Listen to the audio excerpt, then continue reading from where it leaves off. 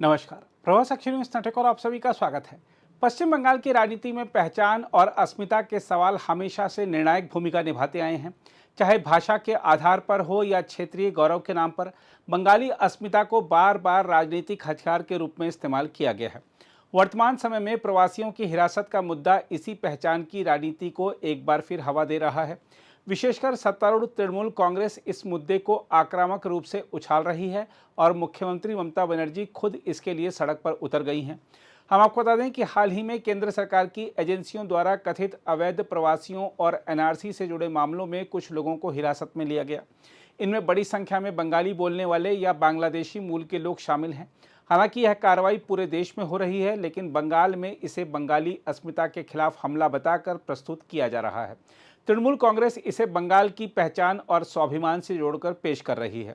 हम आपको बता दें कि ममता बनर्जी का यह मुद्दा उठाना अचानक नहीं है। उन्होंने पहले भी नागरिकता संशोधन कानून यानी सीए, राष्ट्रीय नागरिकता रजिस्टर यानी एनआरसी और डिटेंशन सेंटर जैसे मसलों पर खुलकर केंद्र सरकार का विरोध किया था। बंगाल में उन्होंने इसे बंगालियों के सम्मान और उनके अस्तित्व के सवाल के तौर पर जनता के सामने रखा था। अब जब प्रवासियों की हिरासत के मामले फिर से सामने आए हैं, तो टीएमसी इसे दोबारा जनता के बीच अस्मिता के प्रश्न के रूप में भुना रही है। ममता बनर्जी का मार्च इसी दिशा में एक बड़ा प्रतीकात्मक और राजनीतिक कदम है। हम आपको बता दें कि इस मुद्दे पर टीएमसी बंगाली बनाम बाहरी, बंगाली बनाम केंद्र जैसे विमर्श को आगे बढ़ाकर राजनीतिक लाभ उठाना चाहती है। यह रणनीति बंगाली मध्यम वर्ग, ग्रामीण जनता और विशेषकर सीमावर्ती जिलों में असर डाल सकती है, जहां बांग्लादेशी मूल के लोगों की बड़ी संख्या है। दूसरी ओर बीजेपी बंगाल में अपनी राजनीति का आधार हिंदू पहचान और राष्ट्रीय सुरक्षा पर टिका रही है। वह घुसपैठ, अवैध प्रवास और राष्ट्रीय हित की दुहाई देकर जनता को साधने की कोशिश कर रही है। लेकिन जब टीएमसी इसे बंगाली अस्मिता के खिलाफ षड्यंत्र के रूप में प्रचारित करती है, तो बीजेपी के लिए यह संतुलन साधना कठिन हो जाता है। हम आपको बता दें कि बंगाल के मुसलमानों में बड़ी संख्या ऐसे लोगों की है जो बांग्लादेशी मूल के हैं या उनसे जुड़ा कोई ना कोई डर उनमें बना रहता है। हिरासत और पहचान के सवाल पर ममता बनर्जी का आक्रामक रुख इस वर्ग को और अधिक टीएमसी के करीब लाने का काम करता है। देखा जाए तो पश्चिम बंगाल में बाहरी और घुसपैठिया की बहस लंबे समय से चली आ रही है। पहले वामपंथियों ने इसे बांग्ला भाषा और संस्कृति के आधार पर संभाला, अब टीएमसी इसे माटी और मानुष की राजनीति में बदल रही है। माना जा रहा है कि इस पूरे मुद्दे का असर आगामी चुनाव में देखने को मिलेगा, जहां एक और टीएमसी इसे बंगाल की अस्मिता और स्वाभिमान का सवाल बनाकर राजनीतिक लाभ लेने की कोशिश करेगी, वहीं बीजेपी इसे राष्ट्रीय सुरक्षा और गैर कानूनी घुसपैठ के खतरे के रूप में प्रचारित करेगी। लेकिन ऐतिहासिक रूप से देखा जाए तो बंगाल में भावनात्मक मुद्दे, खासकर पहचान से जुड़े विषय, हमेशा सत्तारूढ़ पार्टी के पक्ष में लहर बनते रहे हैं।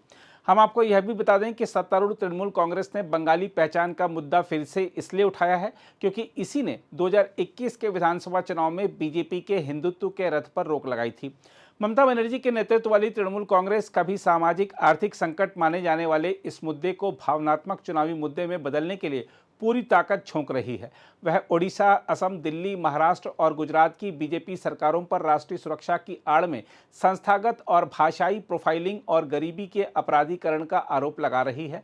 इस कार्रवाई को बंगालियों का अपमान बताने से लेकर कोलकाता में विशाल विरोध रैलियों की योजना बनाने तक तृणमूल कांग्रेस उस भावना को फिर से जगा रही है जिसका उसने 2021 में बंगाल अपनी बेटी चाहता है के नारे के जरिए बड़े प्रभाव के साथ इस्तेमाल किया था। हम आपको बता दें कि यह विवाद सबसे पहले जून में सामने आया था, जब 7 बांग्ला भाषी लोगों को महाराष्ट्र और अन्य राज्यों से बांग्लादेश भेज दिया गया था। ऐसा कथित तौर पर नागरिकता की उचित पुष्टि किए बिना या पश्चिम बंगाल सरकार को सूचित किए बिना किया गया था। ऐसा कथित तौर पर नागरिकता की उचित पुष्टि किए बिना या पश्चिम बंगाल सरकार को सूचित किए बिना किया गया था। बाद में उनकी भारतीय नागरिकता की पुष्टि होने के बाद कानूनी और राजनयिक हस्तक्षेप के जरिए उन्हें वापस भेज दिया गया। इसके बाद पिछले सप्ताह ओडिशा पुलिस ने अवैध अप्रवासी होने के संदेह में बंगाल के विभिन्न जिलों से 444 श्रमिकों को हिरासत में लिया। हालांकि बाद में दस्तावेज जमा करने के बाद 50 को रिहा कर दिया गया। इस मौके का फायदा उठाते हुए तृणमूल कांग्रेस ने अपने चुनावी अभियान को बांग्ला भाषी प्रवासी मजदूरों के अधिकारों और सम्मान की रक्षा पर केंद्रित कर दिया है। हम आपको बता दें कि अनुमान है कि इनमें से 22.5 लाख मजदूर देश भर में निर्माण, ईंट भट्टों, कारखानों और अनौपचारिक क्षेत्रों में काम करते हैं। दूसरी ओर बीजेपी ने राष्ट्रीय सुरक्षा और अवैध आव्रजन की चिंताओं का हवाला देते हुए तृणमूल के आरोपों का खंडन किया है। पार्टी के आईटी प्रकोष्ठ के प्रमुख अमित मालवीय ने दावा किया है कि ओडिशा में हिरासत में लिए गए 444 लोगों में से 300 से ज्यादा के पास फर्जी दस्तावेज थे या सत्यापन योग्य दस्तावेज नहीं थे। वहीं बीजेपी की पश्चिम बंगाल इकाई के नवनियुक्त अध्यक्ष समीक भट्टाचार्य ने एक कदम और आगे बढ़कर तृणमूल कांग्रेस समर्थित जानबूझकर की गई घुसपैठ की साजिश का आरोप लगाया है। उन्होंने कहा कि ये लोग दूसरे राज्यों में काम करते हैं और ममता बनर्जी को वोट देने के लिए बंगाल लौटते हैं। यह जनसांख्यिकीय और राष्ट्रीय सुरक्षा के लिए खतरा है। वहीं बीजेपी नेता शुभेंदु अधिकारी ने कहा है कि भारतीय नागरिकों की रक्षा करने की बजाय तृणमूल कांग्रेस घुसपैठियों को बचा रही है और खुद को पीड़ित दिखाने की कोशिश कर रही है। बहरहाल, प्रवासियों की हिरासत का मुद्दा बंगाल में महज एक कानूनी कार्रवाई नहीं, बल्कि भावनाओं, अस्मिता और राजनीति का बड़ा मंच बन चुका है। तृणमूल कांग्रेस इस अवसर का भरपूर उपयोग कर रही है और ममता बनर्जी की पहचान एक बार फिर बंगाल की बेटी और बंगाली गौरव की रक्षक के रूप में उभरने की संभावना है। इसका असर बीजेपी के विस्तार प्रयासों पर पड़ सकता है, क्योंकि पहचान और अस्मिता की राजनीति में बंगाल के मतदाता अक्सर बाहरी शक्तियों के विरुद्ध लामबंद हो जाते हैं। इसलिए यह मुद्दा भविष्य में बंगाल की राजनीति की दिशा तय करने वाला एक महत्वपूर्ण मोड़ साबित हो सकता है। अगर आप भी लेना चाहते हैं देश दुनिया की तमाम जानकारी, तो आज ही सब्सक्राइब करें हमारे चैनल को। साथ ही नीचे दिए बेल आइकन को जरूर दबाएं ताकि हर अपडेट आप तक पहुंच सके।